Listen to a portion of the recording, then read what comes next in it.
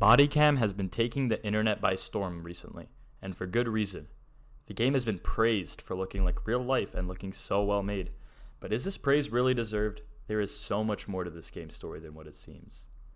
To begin, let's take a look into the developers. Luca and Leo, aged 17 and 20, began their developing careers in early 2022, founding a studio titled Ripoff Studios. Their first game was titled Worst World, and it was added on Steam in 2022. The description reads, Worst World is a zombie multiplayer survival game. Survive in a post-apocalyptic world, collect resources and set up camps, make friends, or join a micro-society of survivors. No crosshair, menu, life bar. You can be happy to breathe and to have spent the night every day. Worst World was going to be the next big survival game, until people realized the entire game was an asset flip of free or cheap assets. The game flopped so hard and received so much backlash that the developers abandoned it and moved on. The developers went into a period of radio silence that lasted about a year. That is, until April of 2023.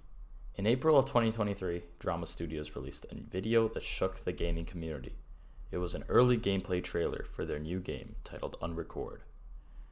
The game immediately became trending on Twitter, and immediately many studios took on the job of imitating Drama's game to capitalize off of this new breakthrough that they made. Luca and Leo were some of these people, so Ripoff Studio was back in business. I personally remember seeing early footage of the game on TikTok a few months after the announcement, but those videos have been lost to time now. Development continued on Bodycam until its release to the public on the 8th of June 2024. Bodycam was put on sale for an astonishing $30 for an early access title.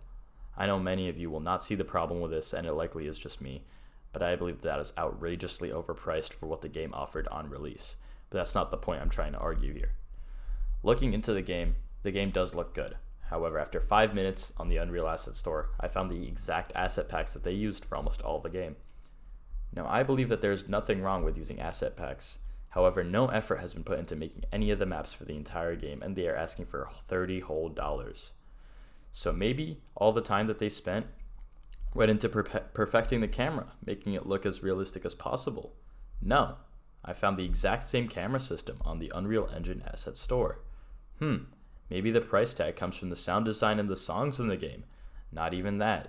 After some digging, I found the same sounds they used in their game present on the Asset Store. And for the songs?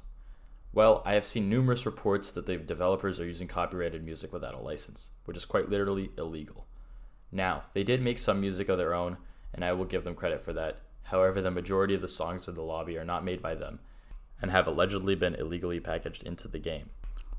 Furthermore, several people have been banned from their Discord server after speaking out about these issues, though I do not have evidence of this happening, only testimonies from people who have been banned. Finally, the developers are so incompetent and money hungry that they released the game without proper dedicated servers, relying on peer-to-peer servers to keep the game playable. $30 for a peer-to-peer experience is outrageous, as anytime the host leaves the game, the server is immediately closed. This is extremely harmful, as there was actually an attempt by the developers to add a ranked system, and this completely undermines it. Even funnier, you can switch teams at the last round at Body Bomb to win ranked points every single time you play. My final point is that the developers did not even bother to add an anti-cheat in the game.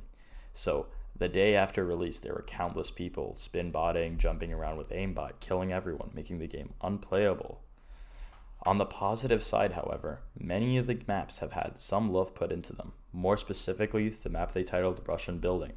This map least resembles the asset pack I found, and looks to be mostly made by hand.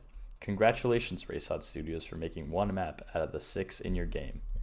In conclusion, I believe that this game is a shameless cash grab designed to steal people's money, riding off of Unrecord's hype and success.